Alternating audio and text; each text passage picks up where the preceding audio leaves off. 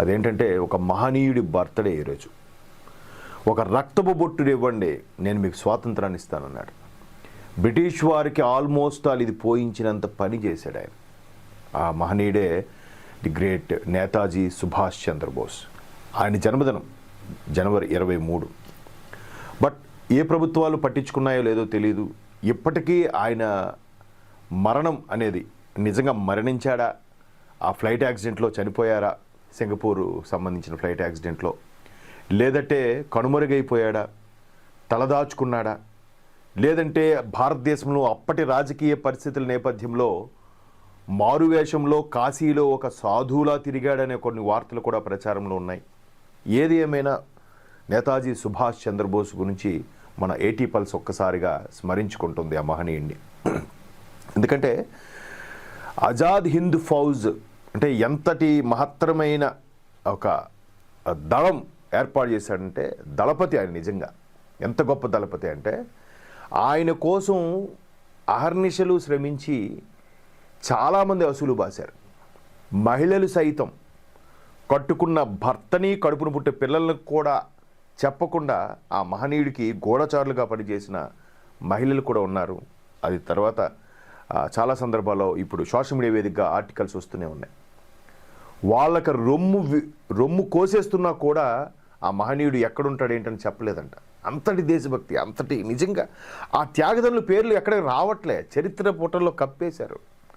ఎంతసేపు ఒక కుటుంబం, ఆ కుటుంబం భజన కుటుంబం అందరికీ వాళ్ళ పేర్లే. తాత పేరు, తండ్రి పేరు, నానమ్మ పేరు, బామ్మ పేరు, వాళ్ళ పేర్లే. ఏ ఎయిర్పోర్ట్ చూసినా వాళ్ళ పేర్లే, ఏ రోడ్డు చూసినా వాళ్ళ పేర్లే. మిగతా నాయకులు లేరా? ఈ దేశంలో భగత్ సింగ్ ఎయిర్పోర్ట్ అని ఎక్కడైనా ఉందేమో చూడండి, ఉండదు.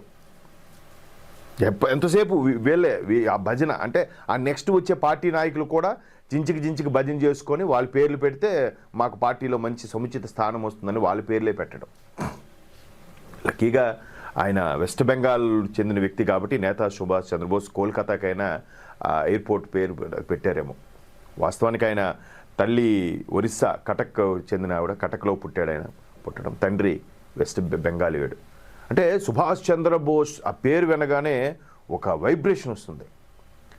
ఒకసారి బ్రిటిష్ వాళ్ళు ఆయన గురించి వెతుకుతూ, అమ్మా మీ కొడుకు బ్రిటిష్ ప్రభుత్వానికి ఎదురెళ్తున్నాడు, ఒక బ్రిటిష్ ప్రభుత్వానికి ఎదురెళ్ళడమే కాకుండా బ్రిటిష్ ప్రభుత్వానికి వ్యతిరేకంగా కొన్ని దేశాలని సమాయత్తం చేస్తున్నాడు ఆ మహనీయుడు అని చాలా సందర్భాల్లో ఆ తల్లిదండ్రికి హెచ్చరించే ప్రయత్నం చేశారంట.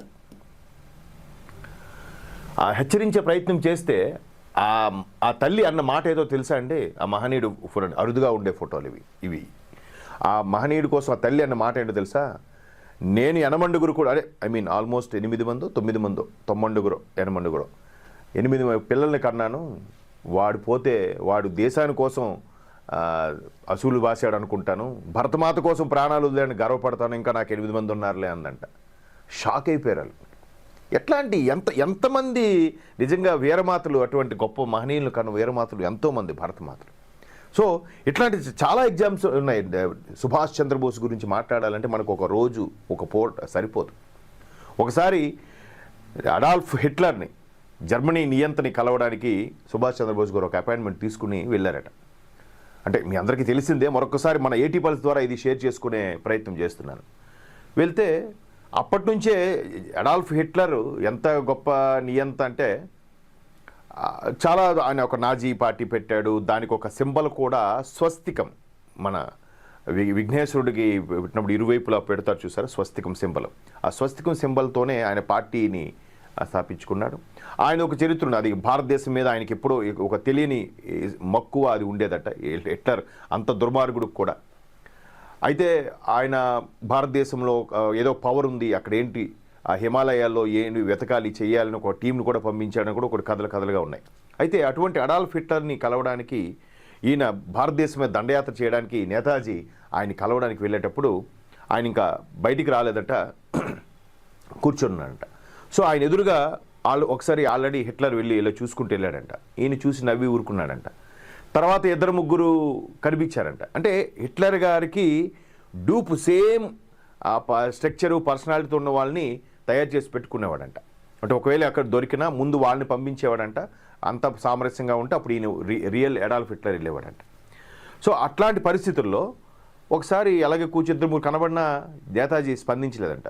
మూడో వ్యక్తి వచ్చి నేతాజీ మీద భుజం మీద చేసి మాట్లాడితే అప్పుడు లేచి హాయ్ అని చెప్పి షేక్ హ్యాండ్ ఇచ్చి మాట్లాడాడు. నేనే హిట్లర్ నువ్వు ఎలా కనిపెట్టావని అన్నాడంట. నా భుజం మీద చేసి మాట్లాడే ధైర్యం హిట్లర్ కాక ఇంకెవరికి ఉంటుంది అన్నాడంటే. చూడండి, అంటే భారతదేశానికి మొట్టమొదటి ఐపీఎస్ ఆఫీసర్గా కూడా చెప్తారు ఆయన. ఇండియన్ పోలీస్ సర్వీస్ మొట్టమొదటి ఆఫీసర్ కూడా మన నేతాజీ.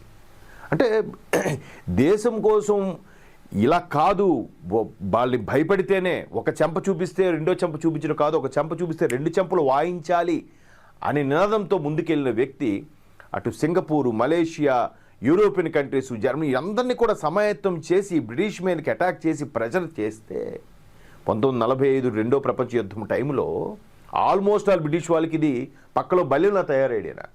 చాలా భయపడ్డారు.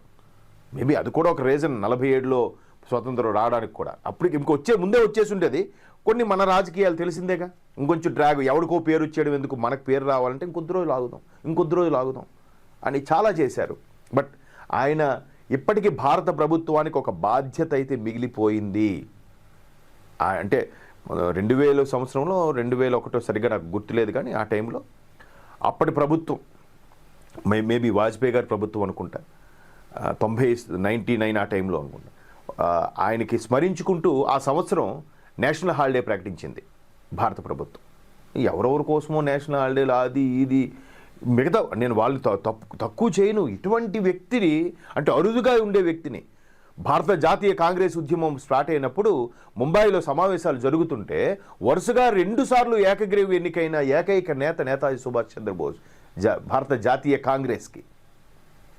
మూడోసారికి బాబు మీ రాజకీయాలను తట్టుకోలేని, నమస్కారం, మీరు ఎలాగ మీటింగులు పెట్టి తాత్సారం చేస్తారు తప్ప భారతకి స్వాతంత్రాన్ని తీసుకురారు నాకు తెలిసి అర్థమైపోయిందని చెప్పి ఈయన స్వతహాగా బయటకు వైద్యులు గడిగిన చరిత్ర తీసి చూడండి ఒకసారి. అంటే ఈయన గురించి ఎంత చెప్పుకున్నా తక్కువే. ఆజాద్ హింద్ ఫౌజ్, ఈ రోజుకి జై హింద్ అనే నినాదం ఈయన తీసుకొచ్చిందే. నిజంగా మనందరం ఒక్కసారిగా జై హింద్ అంటే, ఒకసారి మీరు ప్రపంచ దేశాలు ఎక్కడికి వెళ్ళినా కూడా భారత్ అంటే హిందుస్థానీ అనే అంటారు. ఆ హిందుస్థానీ అని చెప్తేనే అసలు ఇండియా అంటే చిరాకు అనిపిస్తుంది. హిందుస్థానీ ఆ భారత్ అని అంటే అసలు చాలా వైబ్రేషన్స్ వస్తాయి. సో అటువంటి మహనీయుని గురించి మనం స్మరించుకోకపోతే ఎలా చెప్పండి. చాలా పత్రికలు కూడా ఎక్కడో లోపల ఆర్టికల్గా ఇచ్చాయి తప్ప ఎక్కడ స్మరించి ఉన్నట్లేదు. బట్ భాజపా ప్రభుత్వం కొంతవరకు ఆయనకి స్మరించుకుంటూ నివాళులు అర్పిస్తూ ఆయన విగ్రహానికి పూలబాలు వేస్తూ చేస్తుంది. కానీ గత ప్రభుత్వాలన్నీ కూడా తాత్సారం చేసినంత మాత్రాన ఆయన కీర్తి ప్రతిష్టలు ఎప్పుడూ భంగం కలగలేదు. ఈ రోజుకి కూడా ఆయన గురించి మనలాంటి వాళ్ళందరూ స్మరించుకుందాం. సోషల్ మీడియా పుణ్యమా అని ఇటువంటి గొప్ప వ్యక్తుల చరిత్రలు బయటకు వస్తున్నాయి మెల్లమెల్లగా. ఒరే వీళ్ళరా నాయకులు అంటే, వీళ్ళరా అసలు నేతాజీలంటే అని చెప్పి స్మరించుకుందాం. సో ఒక్కసారి ఏటీ పల్స్ ద్వారా సుభాష్ చంద్రబోస్ గారి జన్మదినం గురించి స్మరించుకుందాం. ఆ మహనీయుని స్మరించుకోవడం కూడా